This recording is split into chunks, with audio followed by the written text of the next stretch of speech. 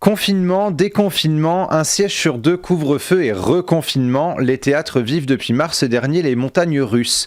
Pour en parler avec nous, je reçois aujourd'hui Jean-Daniel Laval, directeur du théâtre de Fontenay-le-Fleury. Bonjour et bienvenue sur Bonjour. Sensation. Alors en septembre dernier, vous étiez invité sur Radio Sensation pour parler de la programmation du théâtre de Fontenay-le-Fleury. Votre souhait était simple, rouvrir les portes du théâtre et de la culture aux citoyens tout en respectant les mesures sanitaires. Alors justement, qu'aviez-vous mis en place pour permettre la sécurité des équipes et des spectateurs ? Alors nous, ce qu'on a fait, c'est que le hasard, comme quoi il y a des hasards heureux, c'est que nous étions en préfiguration de changement de fauteuil parce qu'ils étaient très abîmés depuis 30 ans.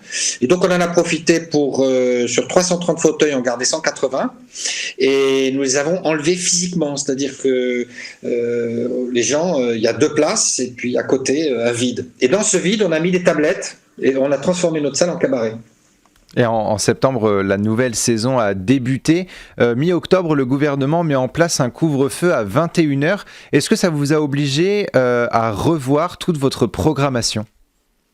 Alors d'abord, les spectacles annulés, évidemment, il y en a un par exemple qui était très attendu avec beaucoup de réservations et qui lui en était à son 2e report.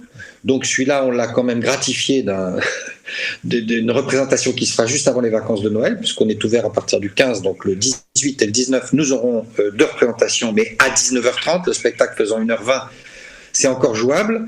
Le public ne s'en affecte pas plus que ça, pour le moment ça va.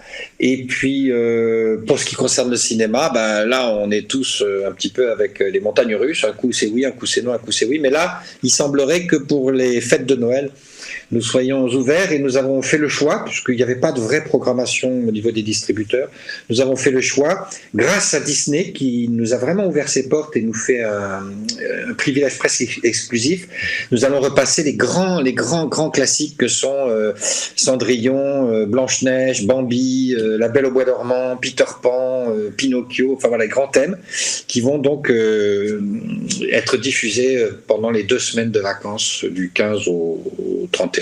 Alors il faut commencer à prendre rendez-vous. La culture et l'art vivant sont au même titre que les petits commerçants dans l'incertitude face à l'avenir. Est-ce qu'en septembre vous vous attendiez à être reconfiné ? Ah, moi oui, ça j'en étais sûr. Avec le open bar de l'été, je me suis dit, je pense qu'on va s'en prendre une. Voilà. Donc on avait un peu, pour être très honnête avec vous, on n'était pas surpris, quoi. Donc on avait un peu anticipé tout ça. Alors évidemment les spectacles engagés on ne pouvait rien faire, mais enfin on avait déjà prévenu, on avait déjà préparé les reports potentiels, on a déjà anticipé sur l'année prochaine, enfin on avait déjà fait un gros travail. Non, ce qui m'inquiète plus, c'est pas la 3e vague sanitaire parce que celle-là, on commence à s'y habituer. C'est plus la 3e vague morale et économique. Les théâtres ont pu proposer aussi leur salle aux troupes de théâtre pour des répétitions ou des tournages. Vous avez notamment permis à l'équipe de Radio Sensation d'enregistrer un Sensation en scène au théâtre de Fontenay-le-Fleury. Ça vous tient à cœur justement de continuer à proposer votre salle aux artistes ? Oui, carrément. Alors on avait d'ailleurs 2 spectacles en répétition qui ont continué, et donc un Casanova qui va sortir le 22 janvier et un Petit Prince qui va sortir en à février, pardon. Et donc ils ont continué le travail. On a joué le jeu jusqu'au bout avec des techniciens, ils ont fait leur lumière, ils ont approfondi.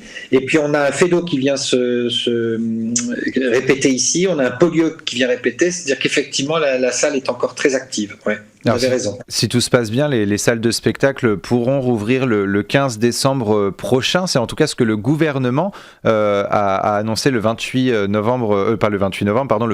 novembre dernier. Est-ce que vous y croyez, vous, à cette date de réouverture ?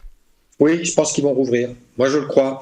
J'y crois très fort, non pas parce que j'ai envie d'y croire, je m'en fiche complètement, mais simplement parce que je pense qu'ils n'ont pas trop le choix, là. C'est quand même difficile. N'oubliez jamais quand même que ces gens ont aussi une mentalité politique, et la politique, ça a du sens. C'est lié au social, à la vie publique, et je pense qu'ils n'ont pas trop le choix. Le problème, c'est que ce qui doit les préoccuper aujourd'hui, c'est dont acte, on va ouvrir, on n'a pas le choix, mais comment limiter la casse ? Et est-ce que vous pensez que les mesures sanitaires, justement, seront renforcées pour les salles de théâtre ou de spectacle ? Ou est-ce que, justement, il y a assez de mesures sanitaires ? C'est-à-dire que moi, je crois qu'il y en a assez, mais il faut les respecter. C'est-à-dire que nous, on n'a pas le choix, on a enlevé les fauteuils, donc les gens ne peuvent pas se marcher dessus, c'est obligé. Mais moi, je vois des salles dont je ne citerai pas le nom, où quand vous regardez la photo, vous avez l'impression que c'est comme si la salle était juste édentée parce qu'elle n'est pas pleine. Mais en fait, elle est comme avant. La vérité, c'est qu'il faut vraiment jouer le jeu. C'est-à-dire jouer le jeu, ça veut dire mettre les gens en sécurité, de mon point de vue. Mais bon, voilà, il y a des théâtres, ils se font piéger par le consumérisme, le besoin de faire des recettes. Ça les regarde, hein. Mais le problème, c'est que du coup, certains comportements, comme pour les commerçants, comme pour tout le monde, font que du coup, les bébés partent avec l'eau du bain. Donc c'est toujours compliqué et difficile. Moi, je crois que c'est les clusters, ils sortent pas des salles de spectacle. Je n'y crois pas. Je crois pas du tout. Les gens sont avec leur masque, ils sont respectueux, ils se crachent pas dessus, ils toussent pas, ils sont pas en train de danser, ils sont pas en train de faire la carmagnole. Nos salles sont quand même ventilées parce qu'elles le sont d'origine. C'est dans le contrat sécuritaire d'une salle ERP qui reçoit du public. Il n'y a pas de raison qu'il y ait des clusters qui sortent de là. Donc après, c'est les comportements des gens. C'est les comportements des gens qui font que quand ils sortent en masse. Ils n'attendent pas de se lever par rang. C'est toujours pareil. C'est pas grave, hein, c'est pas grave, mais bon, du coup, on ferme. Donc et moi, vous êtes prêt de toute façon, si les mesures sanitaires sont un petit peu plus renforcées, vous êtes prêt de toute façon à les suivre pour justement reproposer de la culture aux citoyens ? Bien sûr. Le seul défaut, je vais vous dire, et il faut que ça soit entendu, je trouve, c'est que ce qui est insupportable au niveau des tutelles et du gouvernement, c'est qu'ils ne fassent. Quand on ne sait pas, on ne fait pas d'annonce. Voilà, c'est ça mon problème. Parce que nous, on a passé notre temps à faire un plan B, un plan C, un plan D, un plan C'. C'est-à-dire qu'à chaque fois, ils nous disaient ça ouvre pas. Regardez, par exemple, pour le 15 décembre, ils disent en fonction des résultats de la pandémie. Qu'est-ce que vous voulez que je vous dise ? Qu'est-ce qu'on fait, nous ? Parce que c'est comme si ces gens, ils avaient jamais mis les pieds dans la réalité de la vie.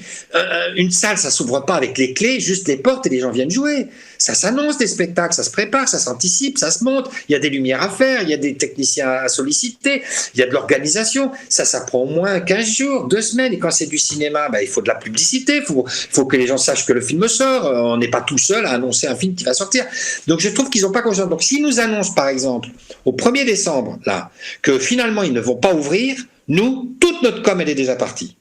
Parce qu'on n'a pas le choix, c'est 3 semaines avant. Voilà, parce que finalement, vous vous référez sur des on-dit, sur des possibilités pour pouvoir rouvrir, pour pouvoir reprogrammer, etc. Mais toujours dans cette incertitude, même si on est de plus en plus à croire au 15 décembre, finalement, vous vivez dans cette incertitude de se dire du jour au lendemain, ils peuvent dire non, vous ne rouvrirez pas. Alors, encore une fois, c'est pas grave. Je veux dire qu'on le supporte, on le vit. Ce qui est difficile, c'est que c'est éprouvant, épuisant pour tout le monde de ne pas avoir. Ils nous diraient on ferme jusqu'au 31 décembre. Je vous jure qu'on aurait trouvé des solutions pour vivre bien, pour le faire bien et préparer janvier. Mais voilà, c'est un coup on ouvre, un coup on n'ouvre pas. Alors après, c'est couvre-feu à 21h, couvre-feu, on ne sait pas à quelle heure. Alors bon. Et puis on entend bien à la radio, à la télévision, les lobbies qui poussent, les lobbies du théâtre, les lobbies du cinéma. Alors le cinéma, c'est terrible ce qui se passe. C'est-à-dire qu'il faut comprendre qu'au niveau des distributeurs de cinéma, c'est pas que la France, c'est tous les pays d'Europe. Un film ne sortira pas si les pays d'Europe n'ouvrent pas leurs salles. Parce qu'ils n'ont pas envie de sortir un film, vous imaginez les coûts des films, comme Wonder Woman ou d'autres films, ils ne vont pas les ouvrir si le marché n'est pas ouvert. Donc il suffit qu'il y ait 3 pays comme l'Allemagne, je sais pas quoi, l'Italie, l'Espagne qui disent non, on n'ouvre pas nos salles pour que la France on les ait pas les films. Vous comprenez ? Et c'est bien pour ça que la sortie de grands films là actuellement sont repoussés en 2021 en espérant de toute façon qu'on puisse le permettre. Donc l'année 2021 a été éprouvante pour le monde de la culture. Qu'attendez-vous de l'année 2021 ? Moi, j'ai toujours été un optimiste crasse, donc je suis toujours optimiste. J'attends que tout va se passer bien. Je suis pas. Non, ce que j'attendrais quand même, c'est que je voudrais que ce Covid nous ait tous un peu donné une leçon contre les exagérations, contre les exaspérations, contre tout ça. C'est-à-dire que, vous comprenez, moi, il y a un truc que je comprends pas. J'entends à la télévision des gens qui disent c'est formidable parce que pendant le confinement, j'ai réappris la cuisine, je suis allé voir sauver les petits producteurs, je suis allé chercher des bons produits, tout ça. Et puis le jour de l'ouverture, vous avez la queue au McDo. Il y a un truc, moi, je pige pas. Faut qu'on m'explique comment ça fonctionne et tout ça. Donc moi, ce que j'aimerais, c'est que les gens reprennent au goût. J'ai fait une newsletter pour annoncer l'ouverture du théâtre en disant non, on ne s'énerve pas, on ne s'excite pas, on reste modeste, on ouvre, on se donne les moyens d'avoir de la qualité et on essaye de tenir et de durer. C'est ça qui m'intéresse, moi, c'est de durer. Parce que le dernier confinement, il y a des salles, elles ont ouvert comme des excités en disant c'est super, open bar, on ouvre. 2 semaines après, ils n'avaient plus de films, ils ont fermé. Voilà, ça n'a pas de sens. Il faut toujours rester finalement optimiste, mais aussi toujours les pieds sur terre. Merci beaucoup, Jean-Daniel Laval, d'avoir été avec nous sur Sensation. Je rappelle que vous êtes le directeur du théâtre de Fontenay-le-Fleury et pour revoir ou réécouter cette émission, rendez-vous sur notre site et application Radio Sensation.